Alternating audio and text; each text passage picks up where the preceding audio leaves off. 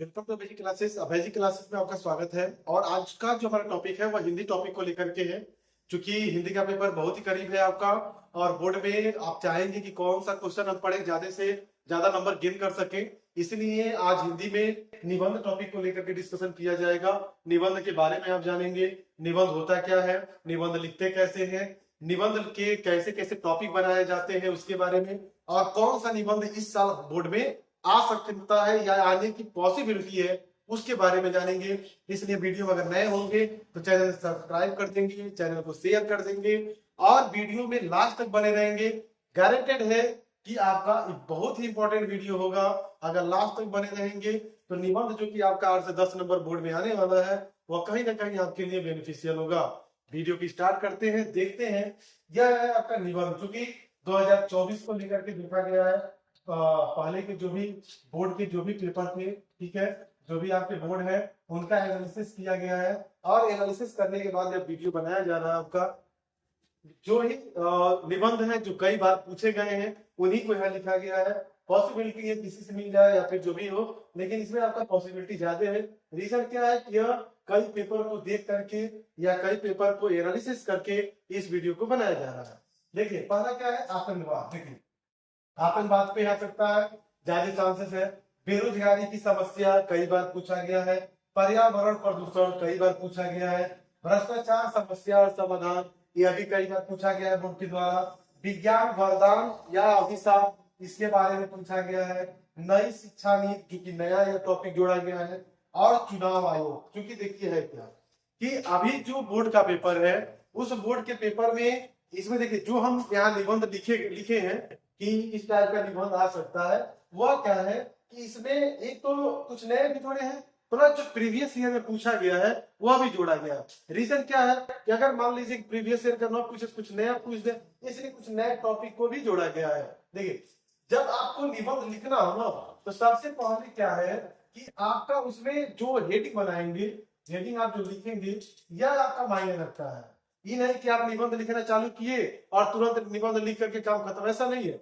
निबंध लिखते समय क्या होना चाहिए कि इसमें आपका जो टॉपिक है वह आपका क्लियर होना चाहिए। कैसे हेडिंग बनाएंगे यह आपके अंदर नॉलेज होना चाहिए। जैसे क्या है कि पहले आपका क्या रहता है, प्रस्तावना बोला जाए, उपसंहार बोला जाए, यह सब हेडिंग आपका होना चाहिए।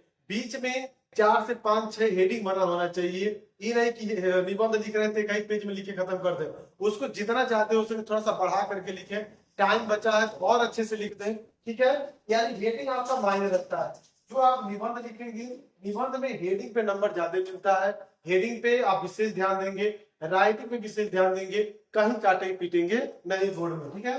देखिए जो आतंकवाद है, आतंकवाद पे अगर आपको लिखना है तो आतंकवाद क्या होता है उस पर आपको लिखना रहेगा। आतंकवाद होता क्या, ये तो हो गया।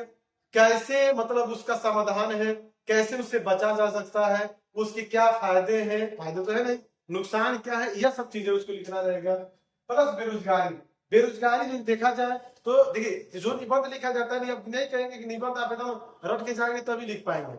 जैसे क्या, बेरोजगारी, बेरोजगारी की समस्या बहुत ज्यादा है। बेरोजगारी की समस्या क्या है, उसका समाधान क्या है, बेरोजगारी से कैसे बच सकते हैं, हमें एजुकेशन में फिर एजुकेशन वाला क्या, यह सब चीजें अच्छे से उसमें डिफाइन करके लिख देंगे। दूसरा क्या, पर्यावरण। पर्यावरण क्या, प्रदूषण के बारे में है। आप पर्यावरण प्रदूषण कैसे प्रकार का है, जैसे मान लीजिए जल प्रदूषण हो गया या फिर वायु प्रदूषण हो गया, ध्वनि प्रदूषण, यह सब चीजें मिला करके हम लोग प्रदूषण के बारे में लिख देंगे। भ्रष्टाचार, भ्रष्टाचार क्या समस्या, भ्रष्टाचार की समस्याएं क्या है, समाधान क्या है, उसके बारे में लिखना रहेगा। विज्ञान, विज्ञान के लिए विज्ञान का जो वरदान और अभिशाप है, विज्ञान के जो फायदे हैं, विज्ञान से जो नुकसान है, यह सब चीजें उसमें मेंशन करना रहेगा। नई शिक्षा नीति, न्यू एजुकेशन पॉलिसी, क्योंकि अभी आप लोगों का ये लागू भी हो गया है, चाहिए नेक्स्ट ईयर लागू भी हो जाएगा। न्यू एजुकेशन पॉलिसी जो है आपका, जैसे देखे होंगे सिलेबस को लेकर के, बोर्ड को लेकर के, एग्जाम वगैरह को लेकर के, यह सब चीजें इसमें डिफाइन किया गया है। नए नए इसमें चीजें ऐड की गई है, कुछ चीजों को हटाया भी गया है। तो यह आपका निर्णय शिक्षा नीति। उसके बाद चुनाव आयोग, यानी इसमें चुनाव से रिलेटेड रहेगा। चुनाव कैसे कराए जाते हैं, चुनाव आयोग क्या है, उसके बेनिफिट क्या है चुनाव के, ठीक है। यह सब चीजें उसमें आपको बताना पड़ता है। ईवीएम क्या होता है, चुनाव के मतलब चुनाव कैसे कराया जाता है, यह सब चीजें उसमें आपको लिखना रहेगा। यानी अच्छे से चीजों को आप क्या करेंगे, मेंशन करेंगे। अभी क्या है, यहाँ पर लिखा गया है आतंकवाद, बेरोजगारी, पर्यावरण, भ्रष्टाचार, विज्ञान, नई शिक्षा नीति, चुनाव। अब इसमें अगर देखा जाए नंबरिंग किया जाए, क्योंकि देखेंगे कौन इंपॉर्टेंट इंपॉर्टेंट जो एग्जाम देंगे तभी आप जान पाएंगे इंपॉर्टेंट क्या है। लेकिन रियली में देखा जाए कि यह आपका एनालिसिस करके लिखा गया है, और एनालिसिस करके लिखा गया है तो कहीं ना कहीं यह आपका बोर्ड के दृष्टिकोण से इंपॉर्टेंट भी है।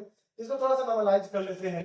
देखिए, जैसे जो बेरोजगारी की समस्या है कई बार पूछा है, पर्यावरण प्रदूषण भी कई बार पूछा है, विज्ञान अभिशाप भी पूछा है, चुनाव आयोग। अगर हमारे हिसाब से देखा जाए तो अगर पहले प्रेफरेंस देंगे तो नई शिक्षा नीति को दे सकते हैं, ठीक है। दूसरा प्रेफरेंस प्रदूषण को दे सकते हैं। तीसरा बेरोजगारी की समस्या हो जाएगा। चौथा आपका चुनाव आयोग हो जाएगा, ठीक है। और पांचवा आपका विज्ञान अभिशाप हो जाएगा। और छठा नंबर आपका आतंकवाद हो जाएगा। और सातवां नंबर आपका क्या हो जाएगा, भ्रष्टाचार हो जाएगा। आप ऐसे नंबरिंग हो गया है, ठीक है। आप इसी के अनुसार देख लेंगे, पॉसिबिलिटी है सातों पढ़ लेंगे, आप कुछ और होगा वो भी पढ़ लेंगे, जो भी आपको इंपॉर्टेंट लगे, ठीक है। हमारे हिसाब से यह इंपॉर्टेंट है, इसको देख लेंगे। अगर आपको आप एनालिसिस किए हो और कोई इंपॉर्टेंट लग रहा है तो भी आप पढ़ सकते हैं, कोई दिक्कत नहीं है, लेकिन इसको भी पढ़ लीजिएगा। मे भी पॉसिबल है कि पिछले साल पूछा गया था क्वेश्चन, इस बार भी हो सकता है किया जाए। धन्यवाद, thanks for watching this video. अगर कोई कंफ्यूजन है तो आप क्या कर सकते हैं, कमेंट बॉक्स में कमेंट कर सकते हैं। नेक्स्ट वीडियो में उसी टॉपिक को पढ़ा दिया जाएगा। धन्यवाद।